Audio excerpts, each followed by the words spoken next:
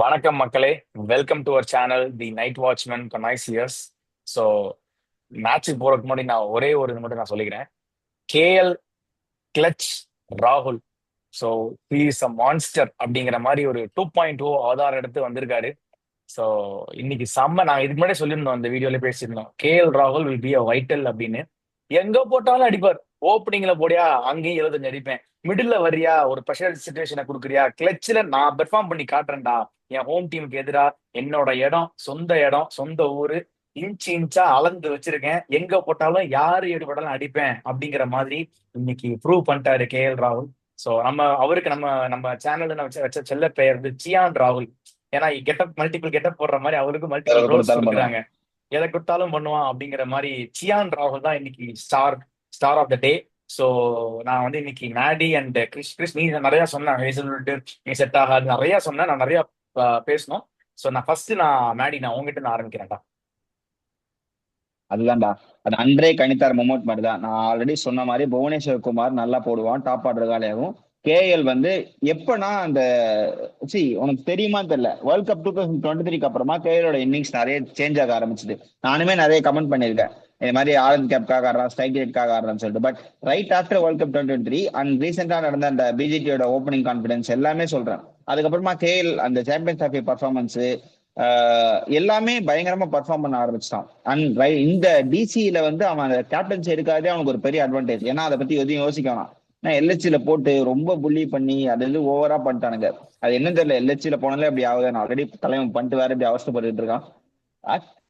இங்க வந்துட்டு எனக்கு மைண்ட் ஸ்பேஸ் ஃப்ரீயா இருக்கும், நான் பாட்டி என் ரோல் ஆடிட்டு போறேன்னு சொல்லிட்டு செம்மையா பட்டுது. ஏன்னா சேப்பாக் மாதிரி கிரவுண்ட்லயே உனக்கு அந்த மாதிரி படுறப்போ சின்ன சாமியெல்லாம் சொல்லவே தேவையில்ல. அவன் அந்த இடத்துலயே வாழ்ந்து வளர்ந்தவன்.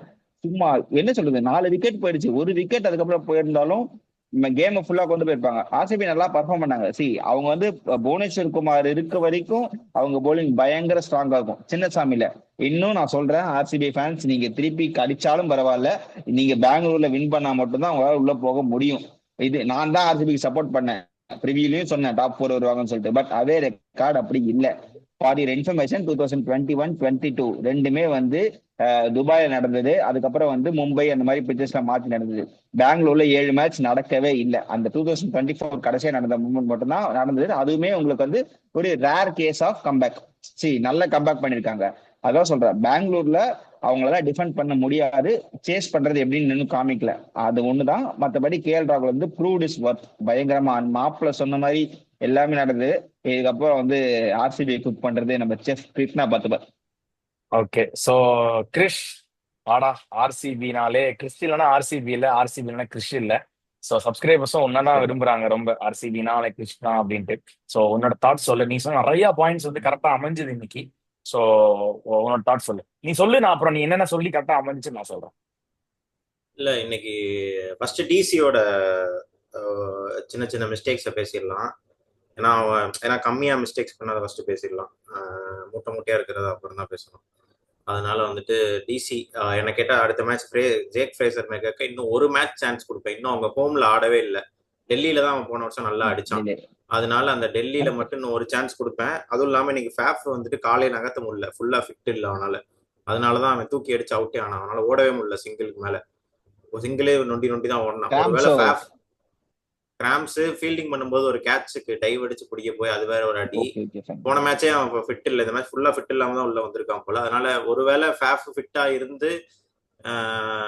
இருந்தான்னா என்ன கேட்டா ஜேக் ஃப்ரேசர் மேக்கு ஒரு சான்ஸ், அதுக்கு மேலே அடிக்கலன்னா டானவன் ஃபெரேரா உள்ள கொண்டு வந்துருவேன். கேஎல் ராகுல் ஓப்பனிங், கேஎல் ராகுல் அண்ட் இல்ல அபிஷேக் பொருளை கூட நம்பிக்கையா லெஃப்ட் அண்ட் ரைட் ஓப்பனிங் இறக்கிட்டு கேஎல் ராகுல 1 டவுன் கொண்டு வந்துடலாம். இது மட்டும் தான் அவங்க சேஞ்சஸ். அக்ஷர் பட்டேல் வந்துட்டு லாஸ்ட் 2 ஓவர் மட்டும் தப்பு பண்ணாரு, இல்லைன்னா ஒரு 150 சுருக்கிருக்கலாம். தேவையில்லாம அவர் போட்டது ஒரு ஓவர். என்ன கேட்டா ஸ்டார்கிட்டே கொடுத்துருக்கலாம். இல்ல அது ரிஸ்ட் ஸ்பின்னர்ஸ் தான். நீ கடைசி ஓவர்ல ஃபிங்கர் ஸ்பின்னர் எல்லாம் போட்டா நேரா வரும் பால் அடிச்சிடலாம். அதே மாதிரி லாஸ்ட் ஓவரும் வந்துட்டு தேவையில்லாம அவனுக்கு ஷார்ட் பால் போட்டு அடிக்கதான் செய்வான். ஃபுல்லா அவனுக்கு முட்டி கீழே போட்டா அவனுக்கு அடிக்க வராது. அது ஒரு மிஸ்டேக் தான். மிச்சப்படி பெருசா அவன் மிஸ்டேக் பண்ணல. அதே மாதிரி இந்த மாதிரி டோட்டல கொஞ்சம் அவசரப்படக்கூடாது, பொறுமையா கேஎல் ராகுல் ஆன மாதிரி ஒருத்தர் கூட நின்னா போதும். அதை ஸ்டப்ஸ் கரெக்டா பண்ணான். நான் ஒரு சைட் நிக்கிறேன், கடைசி வரைக்கும் ஸ்டப்ஸ் அடிக்கவே இல்லை. ஆமா, அதுக்கப்புறம் தான் அந்த மழை வந்ததுக்கு அப்புறம் வேகமா அடிக்க ஆரம்பிச்சானுங்க, முடிஞ்சிருச்சு. இப்போ ஆர்சிபி ஆர்சிபி வந்துட்டு நீங்க நல்லா பாத்தீங்கன்னா ஃபர்ஸ்ட் 4 ஓவர்ல 62 ரன். 64 சிஎஸ்கே 3 ஓவர்லயே 62. அதுக்கு அடுத்து 2 ஓவர்ல 2 ரன் அடிச்சாங்க பவர் பிளேல. அதுதான், அதாவது சிஎஸ்கே வந்துட்டு டெஸ்ட் இன்னிங்ஸ் ஆடுவோம்னு சொல்லுவாங்க. ஃபர்ஸ்ட் 4 ஓவர்ல 62, அடுத்த 16 ஓவர்ல 100 ரன். ஓகேவா? விக்கெட் ஆல் அவுட் கூட ஆகல, 100 ரன். இதுதான் அவங்க ஸ்டாட்ஸ் இன்னைக்கு. அதுவும் சின்ன சாமியில, சேப்பாக்கல கூட கிடையாது.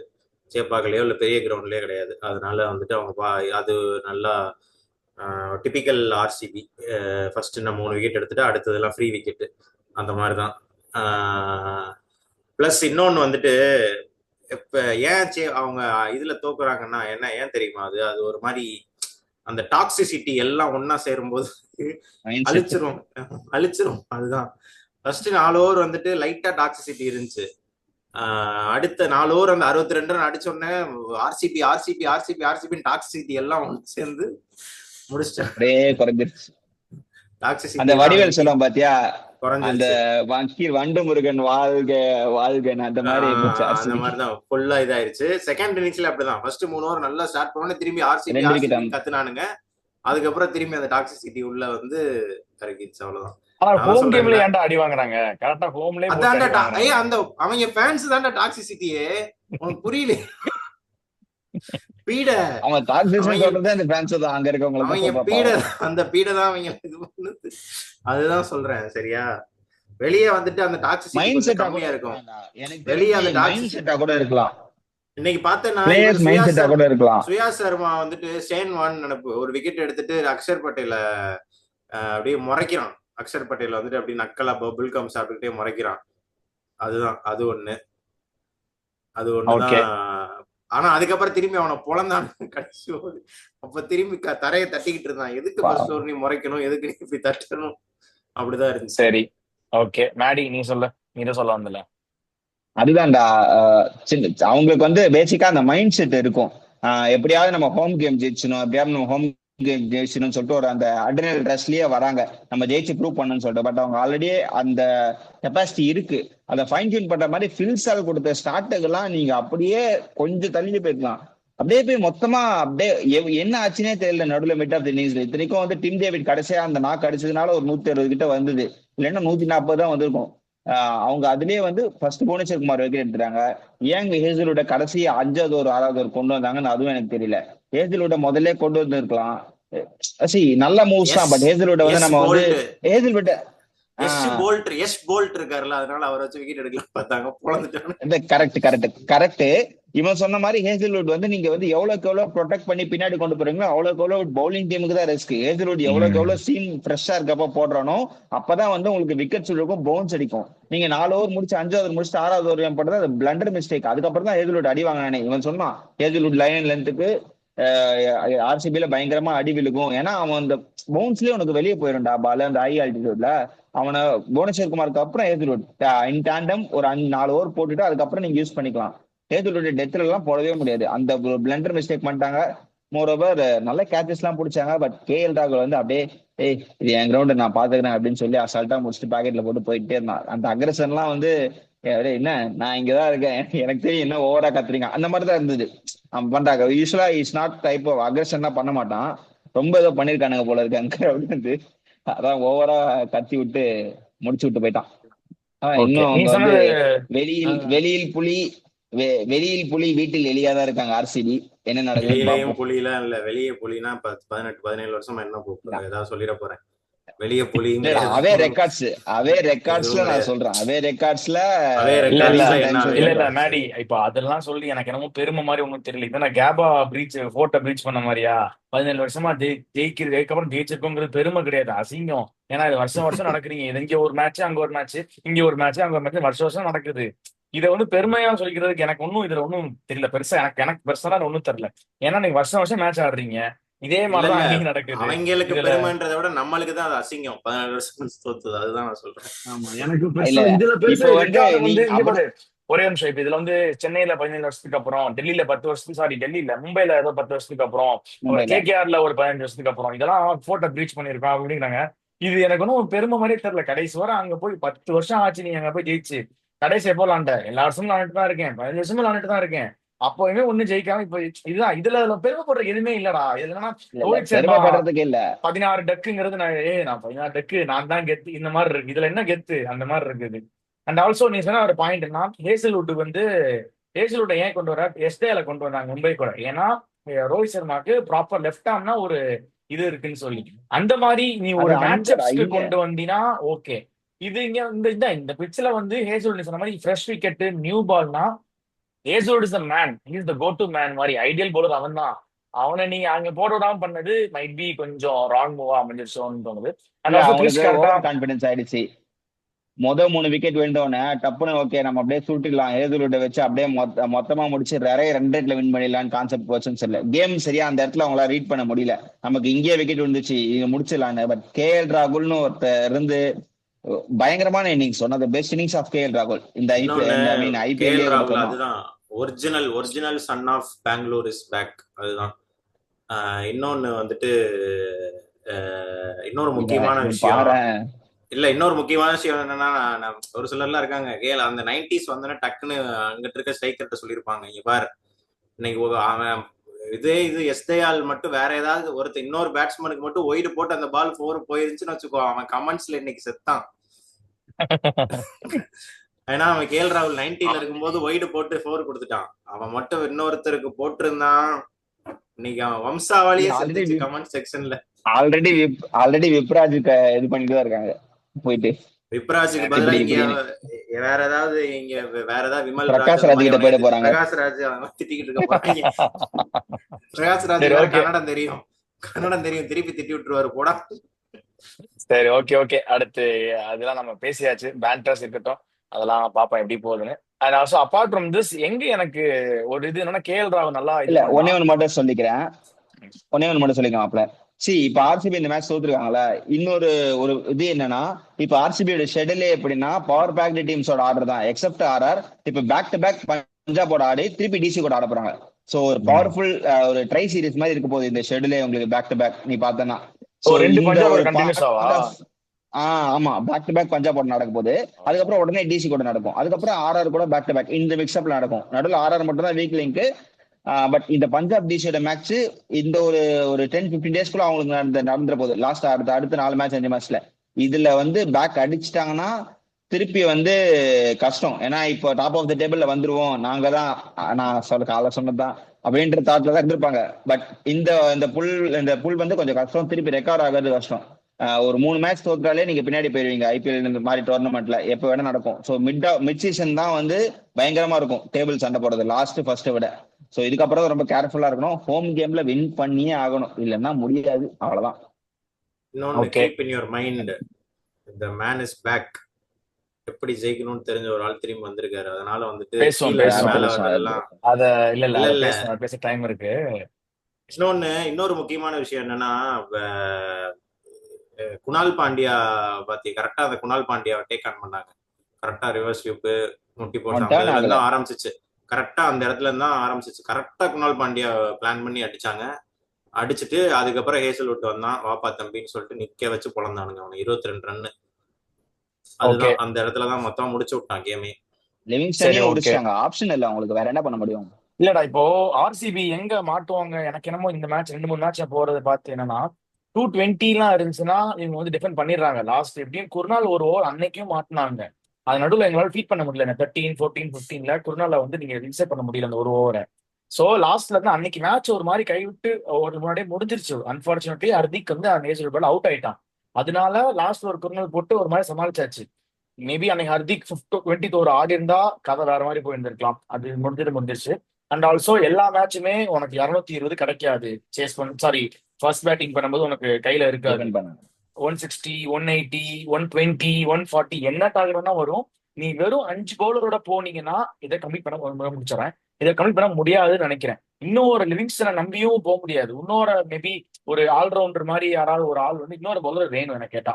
சோ இது வந்து அவங்க ஏன்னா குருநாள் பாண்டியா வந்து அன்னைக்கு அவன் பேட்டேனா ஒரு 2 ஓவர் போட்டு கட் பண்ண முடியும். என்னைக்குமே நீ எல்எச்சியில பாத்தீங்கன்னா குருநாள் பாண்டியா 2 ஓவர் கட் பண்ணிடுவாங்க. மும்பைலயும் சில கட் பண்ணி விட்டுருவாங்க. ஆனா இங்க நீ கட் பண்ண நினைச்சாலும் முடியாது. கட் பண்ணீங்கன்னா நீ எங்க தெரியுமா நடுவுல வேற யாரு போட்டு கொடுக்க லுங்கி முடியாது, நெகடியா கொண்டு வர முடியும்? கடைசியில தான் நீ கொண்டு வரணும். எங்கன்னா 19 அந்த ஓவர்ல கொடுத்தீங்கன்னா மேட்ச் கை விட்டு போயிடும். ஸோ அதனால அவங்க மேபி ஏதாவது ஒரு ஆல்ரவுண்ட் ஒரு ஸ்லாட்டுக்கு வேணா மாத்தி ஏதாவது ட்ரை பண்ணணும், ஏதாவது வேற ஒரு ஆள் வெளியில ஆள் இல்லடா, இருக்காங்க ஏதாவது பார்க்கணும். ஆள் இவர் இல்ல. இருக்காருல்ல, லுங்கி நெகடி தான் பார்ட் இருக்கும், டைம் ஆவேஸ் பவுலர் இல்ல. Part time bowler Virat Kohli இருக்காரு போல ஓடி. அதை பத்தி பேச தேவையில்ல. மேபி ஸ்வப்னில் சிங் இல்ல அந்த மாதிரி வேணா இன்னொன்னு ஒரு இன்னொன்னு யாராவது முக்கியமான கொண்டு ட்ரை விஷயம், பண்ணலாம். இன்னைக்கு மேட்ச் மாறின இடம் வந்துட்டு அதுக்கு ஒரு ஸ்டாட்ஸ் நான் பார்த்தேன். விராட் கோலி வந்துட்டு 32 தடவை ரன் அவுட்ல இன்வால்வ் ஆயிருக்காரு ஐபிஎல்ல நினைக்கிறேன். அது அதுல ஒரு அதுல மிக்சப் தான். 23 தடவை ஆப்பனன்ட்ஸ் அவுட் ஆகி, அதாவது அந்த சைடு அந்த இது கூட இருந்த கோ ரன்னரை வந்துட்டு அவுட் ஆக்கி விட்டுருக்காரு. 32ல 23 தடவை. இன்னைக்கு அது வந்துட்டு யாரு கால்னு சரியா தெரியல. பெல்சால்ட் பெல்சால்ட் கால் கால் தான் தானே அது? கால் கொடுத்து இவன் அதுதான் பாதி பெல்சால்ட் தூரம் கால் தான். வந்துட்டான், ஸ்டார்ட் கொடுத்து பாதி தூரம் வந்துட்டு திரும்பி போ அப்படின்ட்டான். அதுதான் பெல்சால்ட்டுக்கு திரும்பும்போது வலிக்கு கீழே விழுந்து அவுட். நல்லதுதான், அதுதான் பெல்சால்ட் இருந்தான்னா கொஞ்சம் அது மேட்ச் வேற மாதிரி போயிருக்கும். அது எப்படி போகலாம் ஆர்சிபி முடிச்சிட்டு கிரவுண்ட்னு இருப்பான். சொல்லிட்டு என் தலைமை முடிச்சு விட்டான். போடுறா என்ன நீ சரி, அடிச்சுக்கிட்டு. ஓகே. இப்போ இதுல என்னன்னா சின்னசாமி வந்து நல்லா இருக்கும் பிச்சு, இன்னைக்கு ஏன் பிச்சு ஒரு மாதிரி பிஹேவ் ஆச்சு? மேபி ஏதாவது சேஞ்ச் பண்ணாங்களா? ஏன்னா டூ இல்ல பேஸ்டு இவங்களே ஒரு மாதிரி இவங்களே ஸ்லோவா இருந்தது.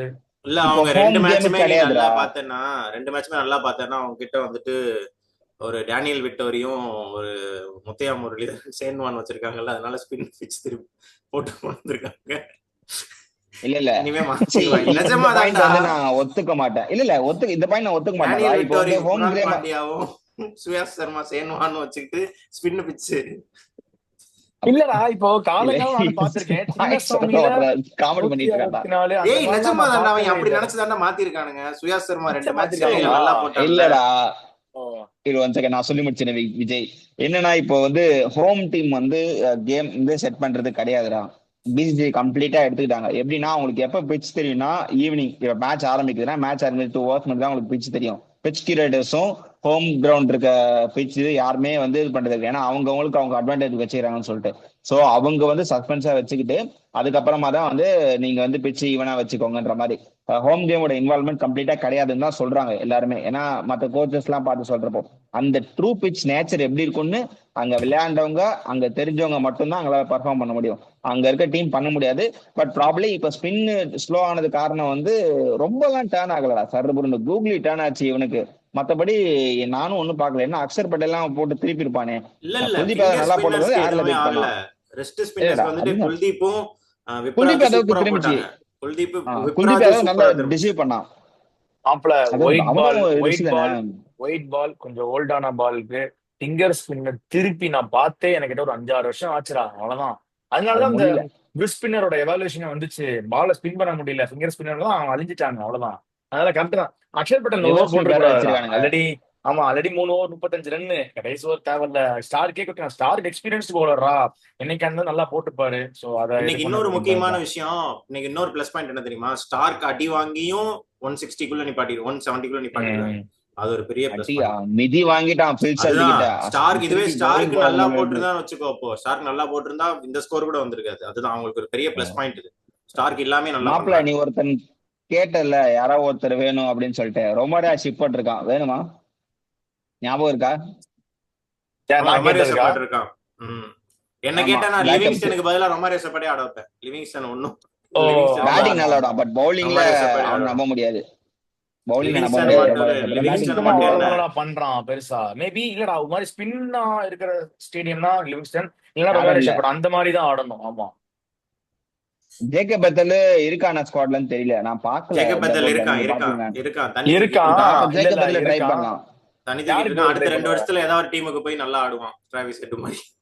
இல்லடா, யாருக்கு பதிலா போடுவ? அதுதான் ஒரு பிரச்சனை. ஏன்னா லிவிங்ஸ்டன் இவங்க எல்லாமே மல்டி லிவிங்ஸ்டன் தான். Dimensional Livingstone player. மட்டும் தான்.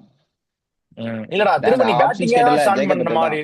திரும்ப நீ நான் என்ன சொன்னேன், பவுலிங்க்கு ஆப்ஷன் வேணும். பேட்டிங் எனக்கு போதும்டா. திரும்ப எனக்கு பேட்டிங் ஸ்டார்ட் பண்ணி பவுலிங் ஆள் இல்லையே. நீ மாட்டிப்ப 5 பாலோட போனா நீ கன்ஃபார்ம் மாட்டிப்ப. 220 அவ்வளவுதான்டா இருந்தாதான் இருக்காங்க. உங்களால டிஃபெண்ட் வேற பண்ண யாரும் முடியும். இல்லடா. வேற யாரும் இல்லடா பவுலர். அவங்க இந்த பவுலர் தான் வச்சு போறேன்னு சொல்லிட்டாங்க. டிசைட் பண்ணிட்டாங்க 5 பவுலர் தான் எக்ஸ்ட்ரா. எனக்கு லிவிங்ஸ்டன் மாதிரி 2 ஓவர் சுத்தது தான். நீ சொல்ற மாதிரி மாட்ட நிறைய சான்சஸ் இருக்கு. அவங்க குருணால பாண்டியா நம்பி மாட்டுவாங்க, போறாங்க. கன்ஃபார்ம் மாட்டுவாங்க. இந்த மாதிரி ஹை கீச்சஸ் கேம்ல மாட்டுவாங்க. அது போக போக தான் தெரியும். இப்பதான் வந்து கொஞ்சம் கொஞ்சமா அந்த இதெல்லாம் வெளியே வர ஆரம்பிச்சிருக்கு. என்னடா லைட்டா இன்னொரு வாட வருது அந்த மாதிரி. லீக் இன்னொரு ஆகுது, பார்ப்போம் என்ன இன்னொரு கண்டுபிடிக்கிறாங்களா, நாள் ஓட்டை அடிக்கிறாங்களா. இன்னொரு முக்கியமான பாயிண்ட் வந்துட்டு, நீங்க நல்லா பாத்தீங்கன்னா ஆர்சிபி அடிச்ச மேட்ச் எல்லாம் பாத்தீங்கன்னா ஆப்பனன்ட் டீம் கேட்ச மிஸ் பண்ணிருப்பாங்க, அங்க இருந்து கேபிடலைஸ் பண்ணிருப்பாங்க. கரெக்டா இந்த ஆர்சிபி கிரவுண்ட்ல வந்துட்டு கரெக்டா கேச்சஸ்லாம் சொல்ல முடியாதா? கரெக்டா அந்த ரெண்டு மேட்சுமே வந்துட்டு ரெண்டு டீமுமே கரெக்டா கேட்ச பிடிச்சிட்டாங்க. இல்ல இல்ல ரஜத் பட்டிதார் நல்லா பாருங்க, கேட்ச மிஸ் பண்ண ரெண்டு மேட்சுமே அடிச்சாரு. இந்த ரெண்டு மிச்ச எல்லா மேட்சுமே கேட்ச கரெக்டா பிடிச்சாங்க, முடிச்சு விட்டானுங்க. இல்ல கேட்ச் மிஸ் பண்றதுன்னு பார்ட் அண்ட் பார்சல் இருக்குங்க. அப்படி பார்த்தா இன்னைக்கு கூட தான் அதே படி ஒரு அதுதான் பயங்கரமா ட்ரை சொல்றேன், பண்ணா கேஎல் மிஸ் ராகுலுக்கு. பண்றது சொல்றேன் ஓகே, அதுதான். புடிச்ச கேம்ல முடிச்சிட்டானுங்கன்றேன். புடிச்சா அதுக்கப்புறம் அவங்க வெளியே வர முடியல அதுக்கப்புறம். அதுதான். ஓகே ஓகே இல்லடா, ஒரு சரி, ஹாஃப் ஓகே, ரொம்ப எல்லா ஆத்தியாச்சு. மேட்ச்லயுமே அவன் என்ன சொல்றான், சீக்கிரமே ஒரு ஹாஃப் சான்ஸ் குடுக்குறான், அதை கேபிட்டலைஸ் பண்ணிட்டாங்கன்னா டீம் வந்து படுத்துருதுங்கிறான். அவ்வளவுதான்.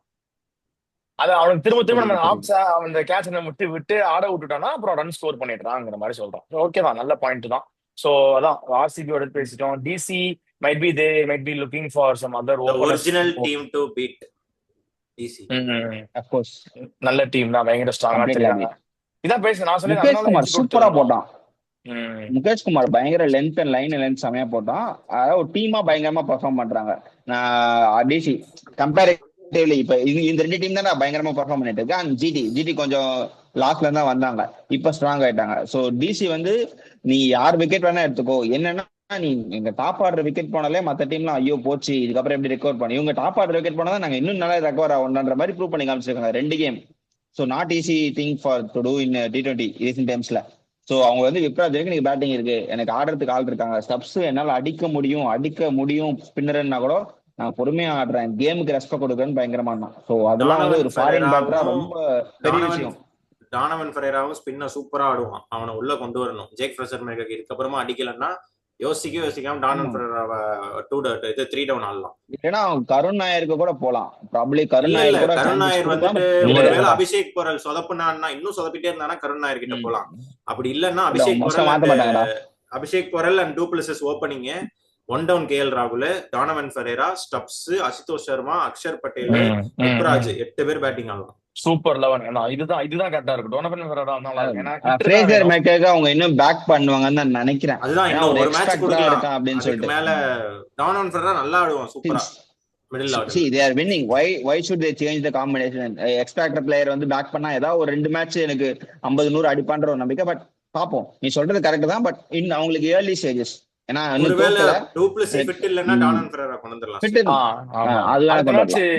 மேட்ச் அவங்க வெளியே தான் கொஞ்சம் இது பண்ணுவாங்கன்னு நினைக்கிறேன். ஏன்னா திரும்ப கொஞ்சம் ரிஸ்க் எடுத்து உள்ள கொண்டு வந்தாங்க. ஏன்னா டூப்ளசி முக்கியமான பிளேயர், அவனை நீ விட முடியாது. அதனால கொஞ்சம் 2 மேட்ச் கிரவுண்ட் வேற நல்லா தெரியும் லாஸ்ட் 3 இயர்ஸா, அதனாலதான்.